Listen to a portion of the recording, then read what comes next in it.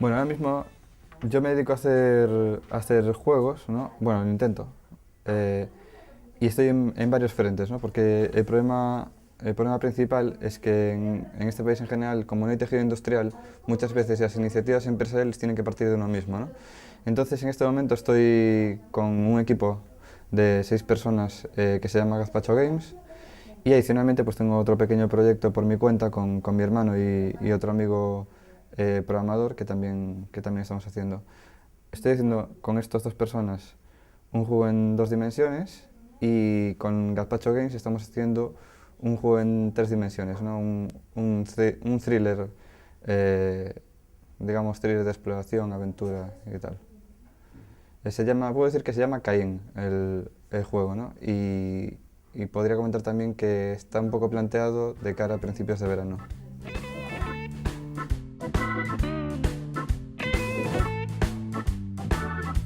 Bueno, el tema de Caín es un juego que está... Nuestro target es el jugador clásico de ordenador, ¿no? Es un juego que va a ir eh, en principio exclusivamente para ordenador, aunque no descartamos hacer conversiones a otras plataformas si se diera la oportunidad. Y, y es un juego que va para un público que ya conoce lo que son los videojuegos, ¿no? Ya conoce el género y tal. Lo que estamos intentando hacer es una experiencia, ¿no? Una experiencia en primera persona, ¿no? Una aventura. Además, utilizamos un motor gráfico que, que es bastante novedoso, que es un Unreal Engine 4. Y lo que queremos dar pues, es eso, una experiencia en primera persona de exploración y sobre todo puzzles, ¿no? Retos lógicos para, bueno, para usuarios exigentes, o sea, usuarios habituales de PC.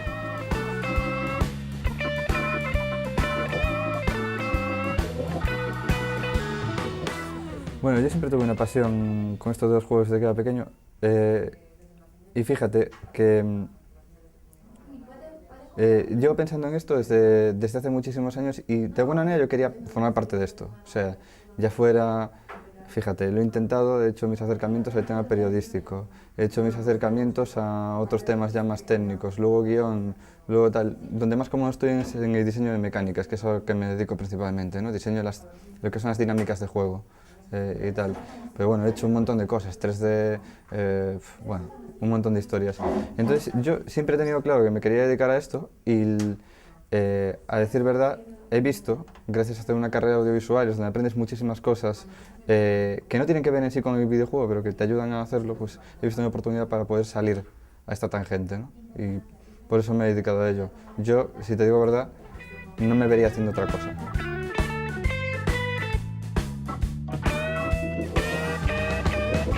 Bueno, los primeros desarrollos, a ver, sí que he hecho un par de juegos más pequeñitos, ¿no? Lo típico con editores, ¿no? Donde uno tiene que empezar y donde empieza siempre es con editores de juegos. Por ejemplo, fíjate, yo me acuerdo del editor de Age of Empires 2 o de Warcraft 3, ¿no? Hacerte tus primeros niveles, tus primeros mapas en estos juegos, te ayuda a generar en ti pues, esa capacidad para poder crear experiencias videolúdicas, ¿no? Eh, el asunto es que a posteriori de esto, pues ya van llegando cosas, herramientas, ¿no? Típico, motores de render o simplemente motores de juego. Por ejemplo, RPG Maker, ¿no? Pues hacer un par de juegos y tal, reírte sobre todo, pasarlo bien, ¿no? Y después, pues juegos, he hecho alguna en Flash también y tal, pero nada serio, ¿no? Donde empezó con los juegos de verdad fue con un proyecto que finalmente no vio la luz porque, bueno, hubo unas dificultades y tal y se llamaba Luminaria, ¿no? Y el equipo de trabajo era Glowing Cat. El problema de ese juego, yo era guionista en ese juego. Y el problema era básicamente que éramos 3 personas y aparte de ser la carga de trabajo brutal, pues se dio el caso de que una persona se fue a vivir a Japón, la otra estaba en Alemania y tal, no pudo ser, ¿no? A continuación me puse a hacer game jams, que es algo que recomiendo muchísimo. Una game jam es, para que nos hagamos a la idea, un evento en el que tienes que desarrollar un videojuego con un equipo de personas sobre un tema aleatorio, ¿no? Que te lo suelen dar el mismo día, y lo tienes que desarrollar en un tiempo X, 42 horas, perdón, 48, 72, etcétera, ¿no? En función de cuáles son los requisitos de la jam. El caso es que, bueno, tuve un acercamiento aquí en este tema de las jams, me puse a trabajar con los de Gazpacho, porque es como, joder, yo estaba buscando ahí un equipo de jams y tal, me interesa mucho este tema, ¿no? Porque yo quería crecer un poco como diseñador de juegos. Porque lo bueno que tiene una jam es que te obliga a ser capaz de desarrollar un esquema de trabajo, un esquema de juego en un tiempo muy reducido, ¿no? Entonces eso te da una ventaja increíble a posteriori, ¿no? Saber resolver problemas en poco tiempo, ¿no? Es muy importante. Entonces, bueno, después de esto, seguimos trabajando juntos y tal, surge la idea un día de, oye, vamos a hacer un juego ya grande, ¿no? Tuvimos unas cuantas jams y tal. ESC funcionó muy bien, el juego del que hablabas, ¿no? Un juego en 2 dimensiones que funcionó extraordinariamente bien para lo que es una jam, lo jugaron más de 3.000 personas, lo cual es, para ser un juego de jam, es bastante notorio, ¿no? Y en base a eso, nos ponemos a coquetear con motores de render en 3D. Yo, gracias a la carrera, me obligué un poco a trabajar con Unreal Engine 3, ¿no? La herramienta, digamos, para independientes, que es UDK, que es una versión un poco capada del motor, es con lo que trabajé mi siguiente juego, que es el Susurro Primigenio, ¿no? Este juego lo hice yo solo, no lo hice con los de Gazpacho, pero bueno, sí que es verdad que, por ejemplo, mis compañeros, Javi y Adrián sobre todo Javi, pues yo qué sé, les vas enseñando cosas, te dicen, hostia, esto mola, esto tal, ¿no? Siempre hay que pedir un segundo punto de vista y tal. Y bueno, pues la verdad es que me sentí muy cómodo en el 3D, ¿no? Pues eso, el esquema de juego es muy diferente porque tienes 3 dimensiones y claro, fijaos cómo es el tema, ¿no? En un 2D, si tienes un plano bidimensional, el jugador puede ir hacia adelante y hacia atrás, hacia arriba y hacia abajo, ¿no? Entonces la exploración es ilimitada, ¿no? Como diseñador de juego, para evitar errores de diseño, tienes, digamos, que 4 direcciones, ¿no? Grosso modo. En 3D, un tío te puede ir a saltar en una zona y atravesar un muro en el que tú no has añadido una colisión, ¿no? Y te jode el esquema de juego, o sea, te descubre errores de diseño. Entonces es un reto siempre las 3 dimensiones porque exigen más, ¿no? Exigen más trabajo de pulir problemas, de pensar más en alternativas a ciertas cosas y tal. Me sentí muy cómodo y con el tema de ESC ya estamos trabajando con Unreal Engine 4, que es, yo creo que es técnicamente lo más brutal que hay en este momento, ¿no? Un motor súper exigente de equipo, pero que da unos resultados gráficos acojonantes, ¿no? Y bueno, ahora mismo estamos en eso. Con mi otro compañero, Nacho, y con mi hermano Jorge estamos haciendo otro juego en 2D, no puedo hablar de él todavía, ¿no? Pero bueno, solo puedo decir que tiene un factor histórico y tal, y que según nuestro planteamiento va a ser bastante divertido.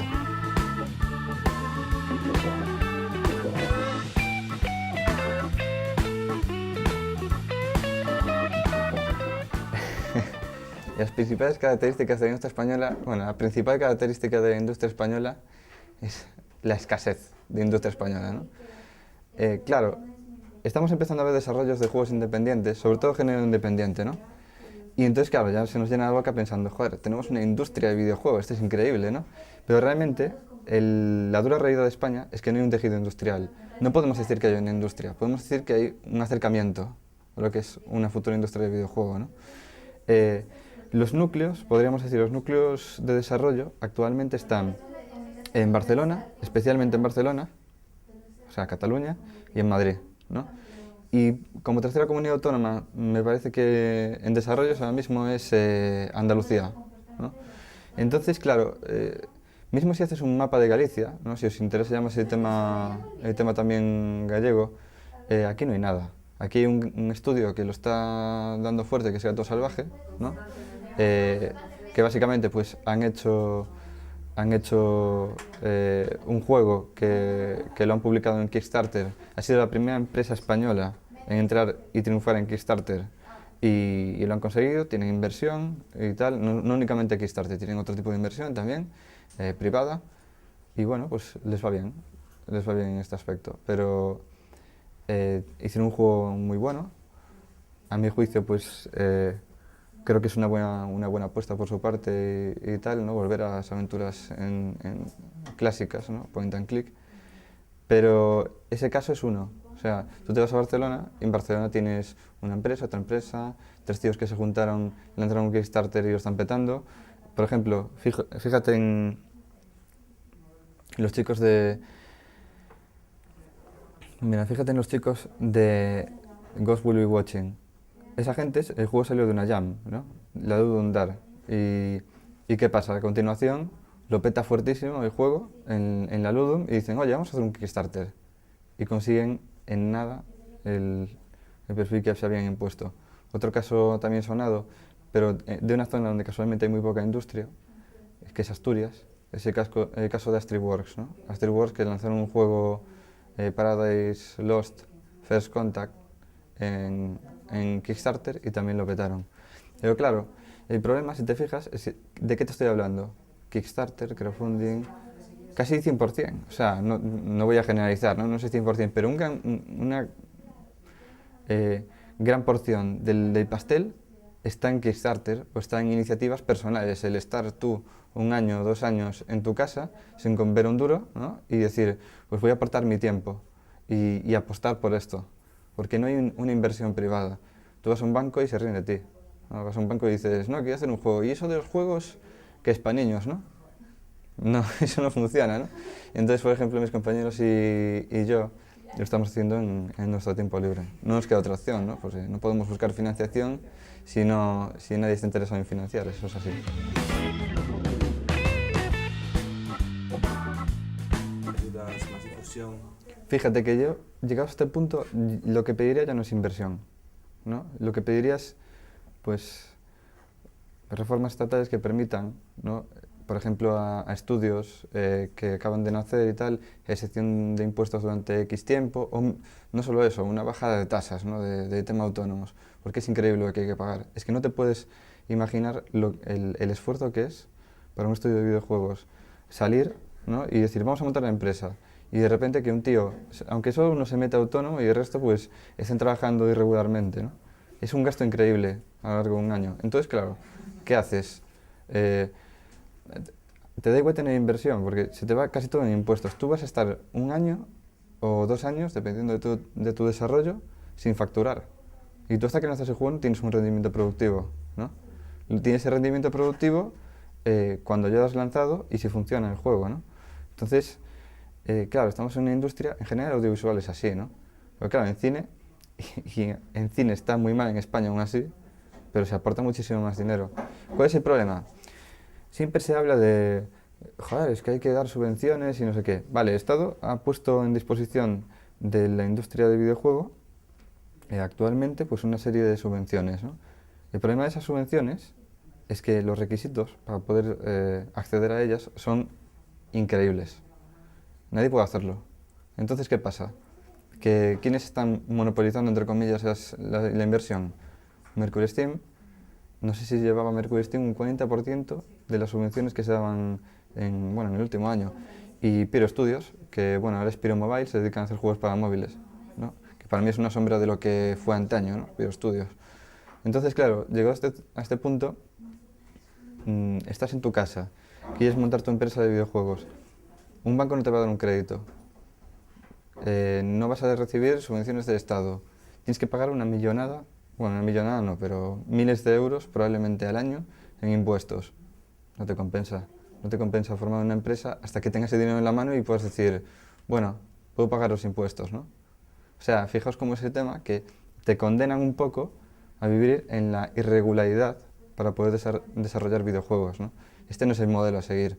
Pero bueno, aquí hablo de videojuegos, el tema de los cambios en el tema de pequeñas y medianas empresas o autónomos y tal, cambios fiscales, ¿no? Que tanto se reclaman no solo en los videojuegos en este país, ¿no? sino en muchos entornos. Aquí es especialmente duro.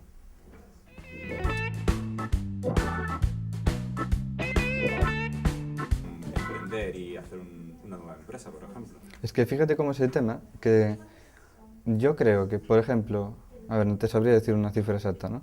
Pero con 40.000 euros o 45.000 euros financias un desarrollo completo de un juego como el que estoy haciendo yo ahora, ¿no? Es lo que suelen pedir los estudios pequeños, ¿no? Entonces, claro, o sea, si tú para poder sacar un producto necesitas esa cantidad de dinero y te están diciendo que el requisito son 100.000, ¿para quién es esa subvención? Para las producciones AAA, ¿no? Juegos de alta producción, de alto presupuesto. Y bueno, 100.000 euros dentro de un juego de alto presupuesto no es mucho dinero, ¿eh? O sea, Es lo que gastas a lo mejor en un par de meses de trabajo, ¿no? Estamos hablando de juegos en los que se gastan a lo mejor del orden de 10 millones de euros, 20 millones de euros, cosas de estilo, ¿no?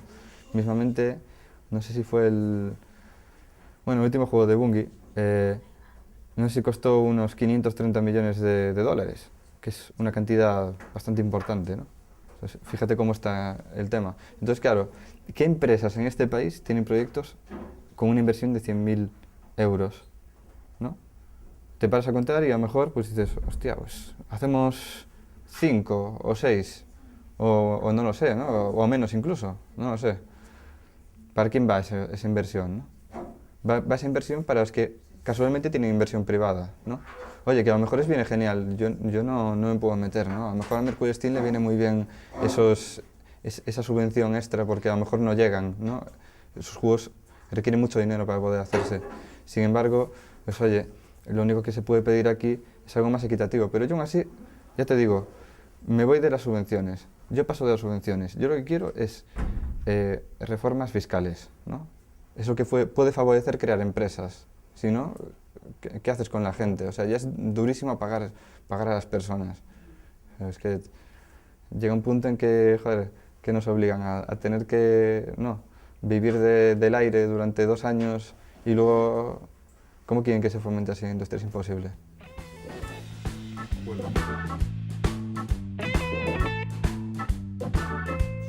Vale. Todo mi anterior discurso es muy pesimista, ¿no? Cualquier persona que os hable de la industria del videojuego en España os va a decir casi seguro que aquí está fatal la cosa. Sin embargo, yo a quien está empezando le diría, joder, pero vete a por ello, macho. O sea, a mí me da igual que me esté trabajo en un bar ahora mismo para financiarme mientras estoy, ¿te das cuenta? Mientras estoy haciendo juegos, ¿no? Me da igual estar 2 años o un año, bueno, en este caso es un año, sin un producto, con la incertidumbre de si lo voy a sacar. ¿Y por qué me da igual? Porque eso que decía al principio de todo, ¿no? Yo me veo viviendo de esto, no me veo de otra cosa, ¿no? Entonces, si uno tiene una aspiración en la vida, cree que lo va a conseguir y le pone todo su empeño, lo va a conseguir seguro. Es matemático eso, ¿no? Lo que hay que hacer es poner suficiente empeño. Las cosas no vienen a casa solas. Hay que tener auténtica fuerza de voluntad y auténtica pasión para poder desarrollar tus proyectos al máximo.